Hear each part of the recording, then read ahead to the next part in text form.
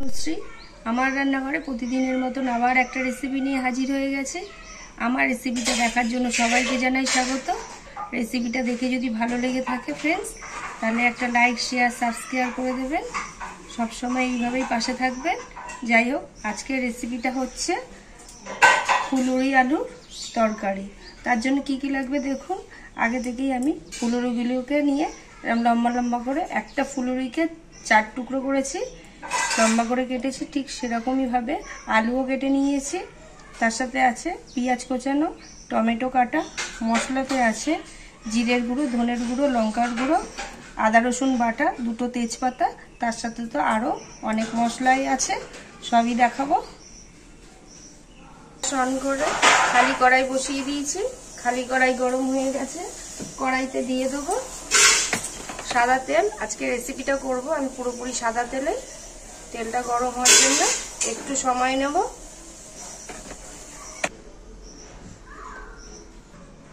তেল গরম হয়ে গেছে।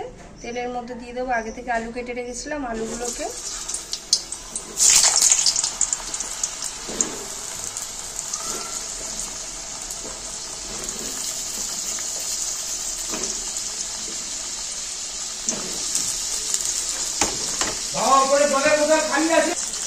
আলুর মধ্যে দিয়ে দেবো অল্প করে নুন, যাতে আলুটা মধ্যে নুন ঢোকে আর আলুটা তাড়াতাড়ি যাতে সেদ্ধ হয়ে যায়, ভাজা হয়ে যায়। কালার হওয়ার জন্য দিয়ে দিলাম অল্প করে হলুদ। নেড়ে ছেড়ে আলুগুলোকে ভেজে নেব। লাল লাল করে আলুগুলো ভাজা হয়ে গেছে। এবার আলুগুলোকে আমি তুলে নেব।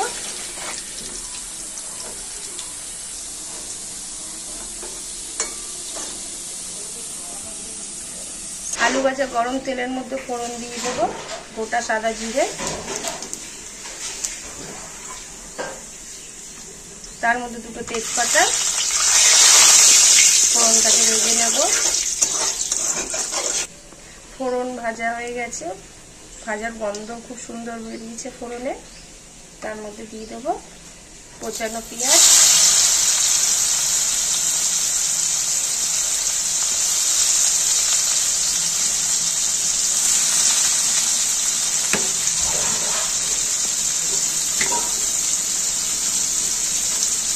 পেঁয়াজের মধ্যে দিয়ে দেবো নুন। পেঁয়াজটাকে ভেজে নেব।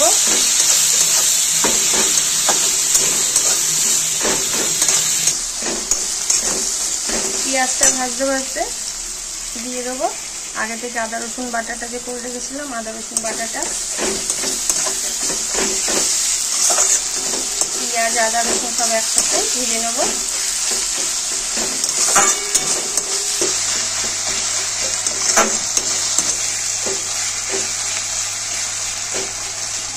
পেঁয়াজ ভাজা হয়েই এসছে, তার সাথে আদা রসুন ভাজা হয়ে গেছে, কাঁচা আদা রসুন বাটার গন্ধ চলে গেছে। এবার আমি সব মশলা দিয়ে দেবো। বাটিতে তো আগে থেকে রেখেছিলাম লঙ্কার গুঁড়ো, জিরের গুঁড়ো, ধনের গুঁড়ো। তার সাথে আমি রাখলাম মেথি পাতা, দিয়ে দিলাম সব। গোলমরিচের গুঁড়ো,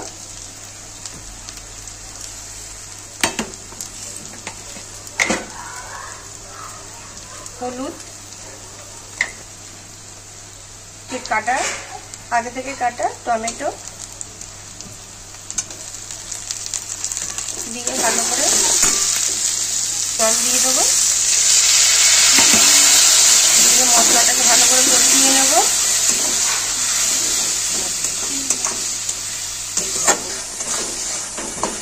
মশলাটা ভালো মতনই কষানো হয়ে গেছে।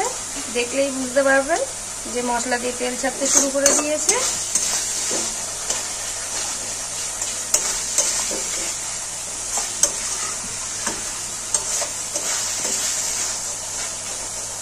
তারপর আমি এবার মশলার মধ্যে জল দিয়ে দেবো। জল দিয়ে দেবো পরিমাণ মতো। তারপরে আমি জল দিয়ে দিয়েছি। তার মধ্যে আলুটা দিয়ে দেবো। আগে থেকে যে ভেজে রেখেছিলাম আলুটা, আলুটা দিয়ে কষিয়ে নিলাম।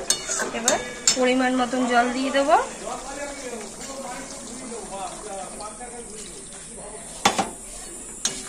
পরিমাণ মতন জল দিয়ে দিয়েছি, স্বাদ মতন আর একটু নুন দিয়ে দেবো। আমি তো পেঁয়াজ ভাজার সময় আলু ভাজার সময় নুন দিয়েছিলাম, তো এখন স্বাদ মতন নুন দিয়ে দিলাম। ব্যাস একটু নাড়িয়ে ঝোলটা ফোটার জন্য একটুখানি সময় দেবো।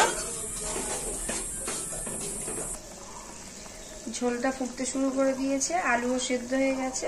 গুঁড়ো গরম মশলা এবার দিয়ে দেবো।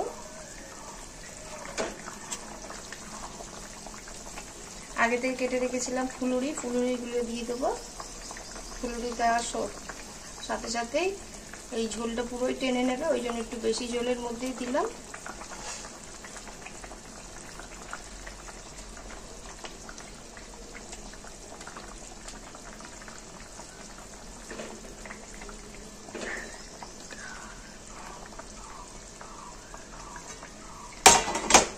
ব্যাস হালকা করে একটুখানি শুধু ডুবিয়ে দেবো। ফুলুরিগুলি বেশি নাড়াচাড়া দিলে ভেঙে যাবে।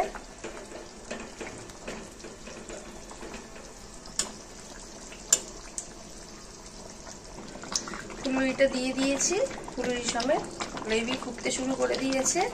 যে এখন এইটুখানি ঝোল আছে, এটা টানতে টানতে একদম শুকনো মাখা মাখা হয়ে যাবে, তাই জন্য আমি এখনই এরকমই নামিয়ে নেব।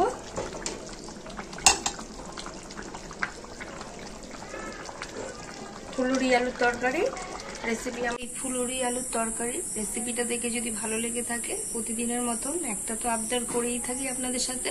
আমার রেসিপি আপনারা বাড়িতে একবার করবেন, আর করে খেয়ে আমার কেমন হয়েছে রেসিপিটা কমেন্ট করে জানাবেন। ভালো থাকবেন, সুস্থ থাকবেন। Thank you.